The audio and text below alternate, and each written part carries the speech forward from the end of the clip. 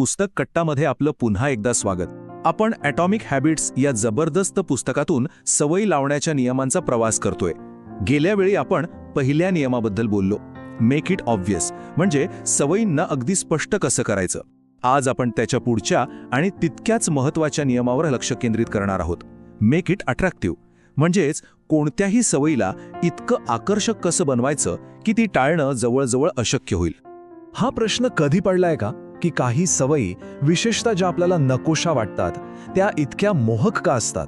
म्हणजे बघा ना, समोर ठेवलेलं जंक फूड अक्षरशः आपल्याला खेचून घेतं, किंवा सोशल मीडियावर स्क्रोलिंग सुरू झालं की तास कुठे गायब होतात हे कळतच नाही. या सगळ्यामागे आपल्या मेंदूचं एक शक्तिशाली विज्ञान आहे, आणि आज आपण तेच उलगडणार आहोत. तर आजच्या या विश्लेषणात आपण काय काय पाहणार आहोत? सगळ्यात आधी आकर्षणाचा हा नेमका नियम आहे तरी काय? मग आपल्या मेंदूतला डोपामाइन इच्छेचं इंजिन कसं चालवतो? आपल्या आजूबाजूचे लोक नकळतपणे आपल्या सवयी कशा घडवतात? यानंतर आपण टेम्पटेशन बंडलिंग नावाची एक जबरदस्त स्ट्रॅटेजी शिकू. आणि हो, शेवटी याच नियमाला उलट करून वाईट सवयी कशा मोडायच्या हेही समजून घेऊ. चला तर मग थेट मुद्द्यावर येऊया. सगळ्यात आधी हे समजून घेऊया की काही गोष्टी आपल्याला नैसर्गिकरित्याच इतक्या आकर्षक का वाटतात. यामागे खूपच रंजक विज्ञान आहे. ही गोष्ट आहे 1940च्या दशकातली. निकोटीन बर्गन नावाचे एक शास्त्रज्ञ होते जे हेरिंगल नावाच्या समुद्री पक्ष्यांवर अभ्यास करत होते. त्यांच्या असं लक्षात आलं की या पक्ष्यांची नुकतीच जन्मलेली पिल्लं भूक लागल्यावर आपल्या आईच्या चोचीवर असलेल्या एका लहानशा लाल ठिपक्यावर चोच मारतात. त्यांच्यासाठी तो अन्नाचा संकेत होता, अगदी सरळ सोपं. पण खरी गंमत तर पुढे आहे. तिनबर्गेंनी काय केलं, त्यांनी कार्डबोर्डची एक खोटी चोच बनवली आणि त्यावर एक नाही तर 3 मोठे आणि जास्त गडद रंगाचे लाल ठिपके काढले. आणि काय आश्चर्य, ती पिल्लं अक्षरशः वेडी झाली. त्यांनी आपल्या खऱ्या आईला सोडून दिलं आणि या बनावट अतिशयोयुक्त चोचीवर तुटून पडल्यासारखं चोच मारायला सुरुवात केली. या अशा विचित्र वागणुकीला शास्त्रज्ञ म्हणतात सुपर नॉर्मल स्टिम्युलस. सोप्या भाषेत सांगायचं तर ही वास्तवाची एक अशी अतिरंजित आवृत्ती असते जी मूळ गोष्टीपेक्षाही जास्त प्रभावी आणि आकर्षक वाटते. त्या पिल्लांच्या मेंदूसाठी ती 3 ठिपक्यांची बनावट चोच खऱ्या चोचीपेक्षा जास्त खरी होती. आणि हे फक्त पक्ष्यांपुरतं मर्यादित नाहीये. आपला मेंदूही अगदी असाच प्रतिसाद देतो. हजारो वर्षांपूर्वी आपला मेंदू अशा जगात वाढला जिथे मीठ, साखर आणि फॅट्स यांसारख्या गोष्टी खूप दुर्मिळ होत्या. म्हणूनच आजचं जंक फूड, जे या तिन्ही गोष्टींनी ओतप्रोत भरलेलं आहे, ते आपल्याला सुपर नॉर्मल वाटतं. तेव्हा समाजात मिळणारी मान्यताही दुर्मिळ होती. म्हणूनच आज सोशल मीडियावर मिळणारे लाईक्स आपल्याला इतके आकर्षक वाटतात. मग आपल्या मेंदूमध्ये असं नेमकं घडतं तरी काय की या इच्छा इतक्या तीव्र होतात?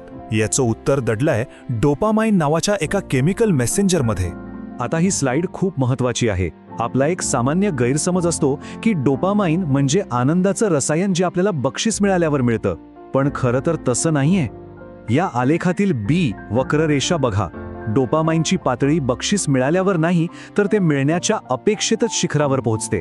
ही अपेक्षाच आपल्याला कृती करायला भाग पाडते. याचा अर्थ असा की जी गोष्ट आपल्याला हवी आहे ती करण्याच्या कल्पनेनेच आपला मेंदू आपल्याला कामाला लावतो.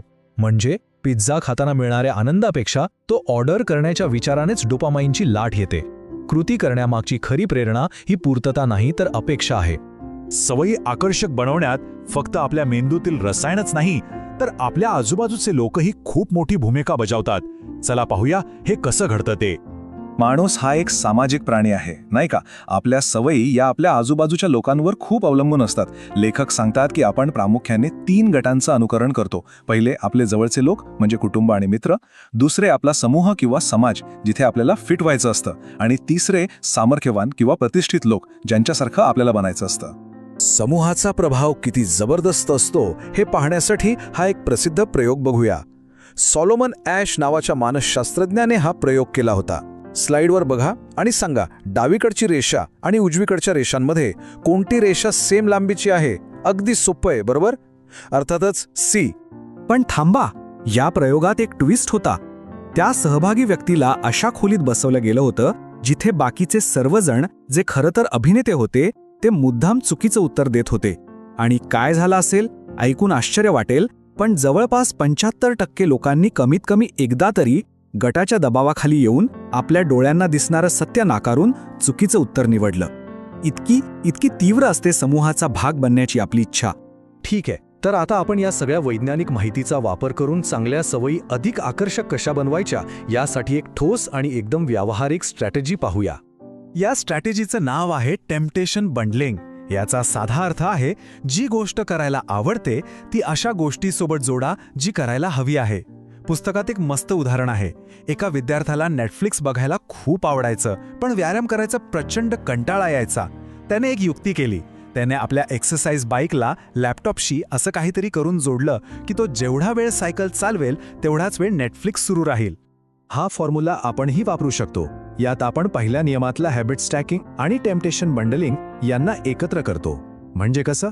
आधी जी सवय लावायची आहे, म्हणजे आवश्यक सवय, ती करायची आणि ती पूर्ण झाल्यावरच आपल्याला आवडणारी गोष्ट करायची. इथे काही साधी उदाहरणं आहेत. फेसबुक स्क्रोल करायचं आहे का? नक्की करा, पण आधी 10 बर्पीज करा.